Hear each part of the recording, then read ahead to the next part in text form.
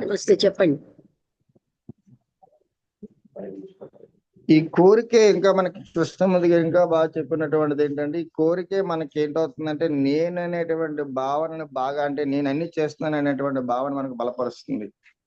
కాబట్టి ఇంకా మాట ఏంటంటే, నాకు ఏ కోరికలు ఉండకూడదు, అంటే అన్ని కోరికల నుంచి నేను విడుదల అయిపోవాలి, నేను బాగుండాలి. అది కూడా మనకి ఒక కోరిక అని చెప్పి మన కృష్ణమూర్తి గారు అది మనకి ఈ రకంగా కూడా చెప్పారు. అంటే ఏంటి, నాకు ఏ కోరికలు ఉండకూడదు, నేనేదో నేను ఆ, నేను ఫ్రీగా ఉండాలి, నేను స్వేచ్ఛగా ఉండాలి అన్నది కూడా ఒక కోరిక. అంటే కృష్ణమూర్తి గారు మనకు బాగా చెప్పింది ఏంటంటే, మనకి అంటే మూమెంట్ టు మూమెంట్, అంటే అవేర్నెస్ తో క్షణ క్షణాలు ఏం జరుగుతుందో మనకి క్లియర్ గా ఒక పరిశీలించి ఒక అవగాహన చేసుకున్నప్పుడు మాత్రమే ఈ కోరిక అరిగిపోతుంది. లేకపోతే ఏంటవుతుందంటే అప్పుడే మాత్రం ఆ అవగాహన వస్తుంది. ఆ లోపల ఇన్నర్ పరిశీలన మనకు కావాలి. అది ఇలా చేస్తే ఒక పరిపూర్ణమైనటువంటి జీవితం మనం జీవించగలం అని చెప్పి ఆయనకి డౌట్ వచ్చింది అనమాట. ఎస్, అప్పుడే మన పరిపూర్ణమైనటువంటి జీవితం జీవించగలం తప్ప అంతవరకు కూడా జీవితం అంతా కూడా సంఘర్షణమయం. ఇప్పుడు కోరిక అయితే ఉందో ఆ కోరిక అంత సంఘర్షణాత్మకంగా ఉంటుంది తప్ప ఏ కోరిక అక్కడ మంచి కోరిక చెడ్డ కోరిక అన్ని ఏదేమైనటువంటి కోరికలే. కాబట్టి కృష్ణమూర్తి గారు మనకి చెప్పినటువంటిది ఏంటంటే, దాన్ని మనం ఉన్న స్థానాన్ని మనం బాగా అవగాహన చేసుకుని ఏటైతే కోరిక యొక్క దాన్ని మనం ఎప్పుడైతే మనం అవగాహన చేసుకుంటామో అప్పుడు మాత్రమే దాన్ని అందులోంచి మనం బయటపడగలం. అందుకే కృష్ణమూర్తి గారు మన చాలా సందర్భాల్లో understanding the solution of all the problems అంటారు. అంటే అవగాహన ముఖ్యం. సో అవగాహన రాకుండా మనం దేన్ని ఏది చేయలేం. ప్రతిదీ ఒక అవగాహన పరుచుకుంటే మనం హాయిగా ఆనందంగా ఉండగలం. కాబట్టి ఇలాంటి టాపిక్స్ ద్వారా కృష్ణమూర్తి గారి తత్వాన్ని మనకి బాగా అర్థమైనట్టు చెప్పినటువంటి మేడం గారికి నమస్కారాలు. గురువం తత్సత్త. ఓకే అండి, బాగా చెప్పారు. ఇంకా అర్థమైందా? ఇప్పుడు నాయుడు గారు మీకు అర్థమైందా? నమస్కారం అమ్మా, అందరికీ నమస్కారం. అర్థం అవుతుందమ్మా. అంటే ఇక్కడ సంఘర్షణ అనేది వాళ్ళకి భౌతికతలో వాళ్ళు బ్యాలెన్స్ చేయగలిగారు. అంటే భౌతికత మీన్స్ ఏంటంటే అదే మామూలుగా బయట, లోపల ఘర్షణ కాకుండా బయట ఘర్షణని బ్యాలెన్స్ చేయగలిగాని లోపల ఎప్పుడైతే ఆ సంఘర్షణ మొదలవుతుందో దాన్ని గ్రహించి డామినేట్ చేయలేకపోయారు. అంటే ఆ డామినేషన్ నుంచి బయటికి రాలేకపోయారు. అందుకు కృష్ణమూర్తి గారు కోరిక లేనితనం అక్కడే ఉంది అని దానికి అవగాహన పరిచారమ్మా. అంటే ఈ ద్వైతము అనంతత్వానికి ఎప్పుడు కూడా కోరిక అనేది మధ్యలో డివైడ్ చేస్తూనే ఉంటుంది.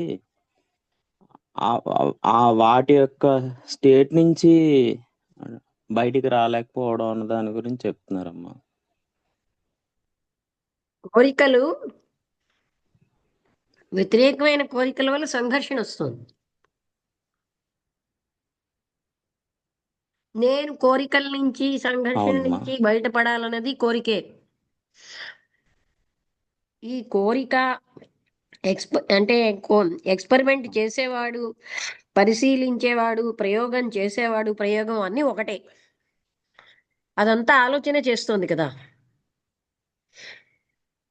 అందుకని అవునమ్మా. దాంట్లోంచి అంటే అది అవగాహన అవునమ్మా. చేసుకోవడం వల్లే బయటపడగలం.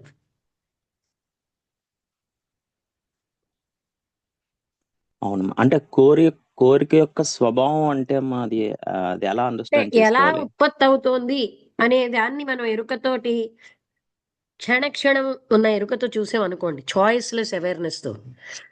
చాయిస్లెస్ అంటే ఇది మంచిది, ఇది కాదు అని దాన్ని చేయకుండా చూడడం. అప్పుడు మనకు అది అవగాహన అవుతుంది. అప్పుడే అందులోంచి బయటపడగలం. ఉమ్. అవును. అవగాహన ఒక్కటే బయటపడేయడానికి, అది అణిచేయడం వల్ల పోదు, మళ్ళీ అక్కడే ఉంటుంది ఆ కోరిక. అణిచేస్తే అది ఎక్కడికి పోదు. ఉమ్. భాగ్యలక్ష్మి గారు, మీరు ఏమైనా మాట్లాడతారా?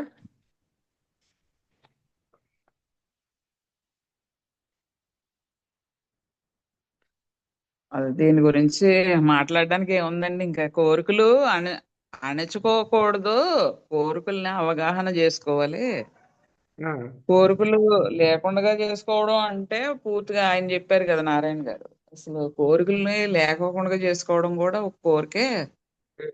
ఇప్పుడు అది ఎందుకు వచ్చింది ఆ కోరిక? అని ఆలోచిస్తే ఆ కోరిక లేకుండా పోద్ది. అంతేగాని దాన్ని లేకుండా చేసుకోవాలి అని బలవంతంగా ఏం చేయక్కర్లేదండి. ఆ కోరికకి ఉన్న మూలాన్ని పట్టుకుంటే అసలు కోరికే లేకుండా పోద్ది.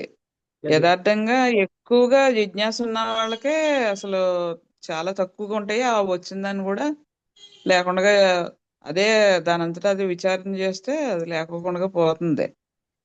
మనం స్టార్టింగ్ టైంలో ఈ కోరిక ఎలా తీసేయాలి వస్తానే ఉంటున్నాయి కదా అని అనుకుంటే దానికి ఇంకా సొల్యూషన్ దొరకదు. తర్వాత నే ఎక్కువ కాలం దీర్ఘకాలం అభ్యాసం చేసిన వాళ్ళకి అభ్యాసం ఉండాలండి. అభ్యాసం చేసిన వాళ్ళకి మాత్రమే ఆ కోరికలను ఎలాగ అవగాహన చేసుకోవాలి, ఎలాగా లేకుండా చేసుకోవాలి. లేకుండా చేసుకోవాలంటే మళ్ళీ ఎస్కేప్ అయిపోయినట్టే.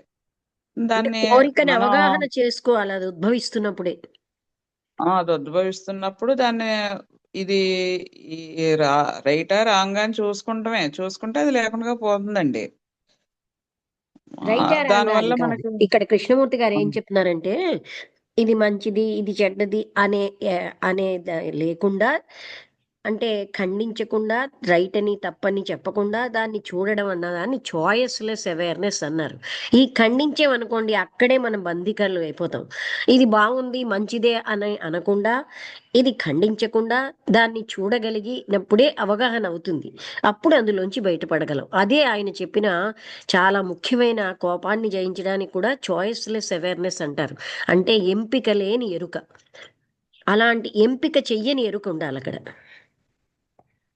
అవునండి. నేను ఇలా ఉండాలి అనే ఎంపిక చేయకోకుండా అలా ఉమ్. చూడడమే వచ్చింది వచ్చినట్టే అదే అంటే ఈ తొలగిపోద్ది. కోరిక మంచి కోరిక ఇది చెడ్డ కోరిక అలా ఆ, కాకుండా ఎరుకతో ఉండడం. అంతే అండి. అది అంతే అలా కృష్ణమూర్తి అలా గారి చూస్తా మనకి ఉంటే ఇచ్చిన మంచి ఆ, ఉపాయం. చాయిస్లెస్ అవు- అవేర్నెస్ అంటారు. అవునండి. అదే ఆ ఉపాయం వల్ల చాలా దాటటానికి బాగుందండి. ఏంటి పొద్దున్న ఏం జరిగింది మనకి మర్చిపోవడం అంటే ఇంక అసలు గుర్తులేదు. అది దాని అలా కాదు, అలా కాదు. గతం అది గతం. ఎంపిక లేని ఎరుకంటే ఇప్పుడు ఫర్ ఎగ్జాంపుల్ నాకు ఏదో ఒక చెడ్డ కోరిక వచ్చింది. ఇది చెడ్డది, ఇది మంచిది అని ఎంపిక చెయ్యకుండా దాన్ని చూడగలగడాన్ని ఎంపిక లేని ఎరుక అంటారు. అది మనకి శాస్త్రాలు ఇవ్వలేదు, కృష్ణమూర్తి గారు ఇచ్చారు ఈ ఉపాయం. అంటే నేను ఒక ఆశ్రమంలో చెప్పినప్పుడు ఒక మాతాజీ అన్నారు, కోపం ఎలాగా కాకుండా కోపాన్ని ఎలా జయించాలి కూడా చెప్పింది లక్ష్మి అన్నారు. అంటే నేను చెప్పింది కృష్ణమూర్తి గారి యొక్క సహాయంతో కోపాన్ని ఆయన ఏమంటారు, ఎంపిక లేకుండా, అంటే చాయిస్లెస్ అవేర్నెస్తో చూడాలి. అవగాహన అయిపోతుంది. అప్పుడు మనస్సు నిశ్చలం చేయాలి.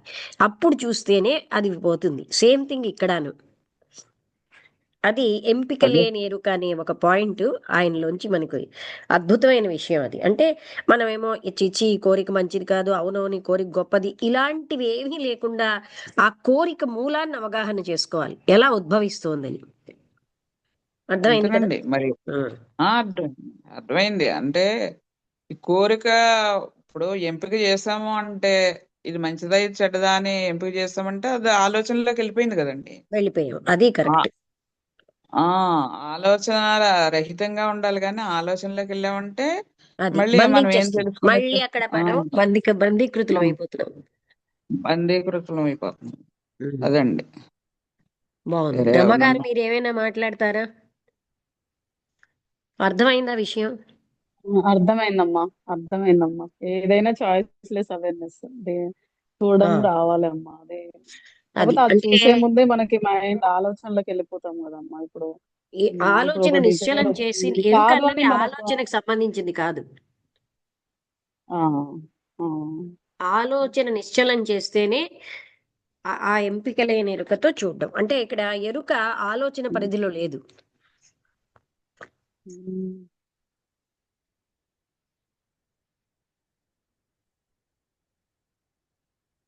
అర్థమైంది కదా.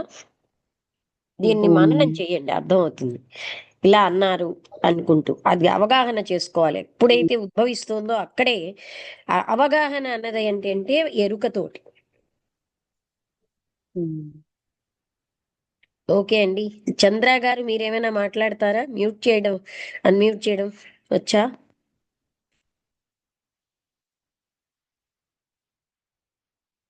ఓకే.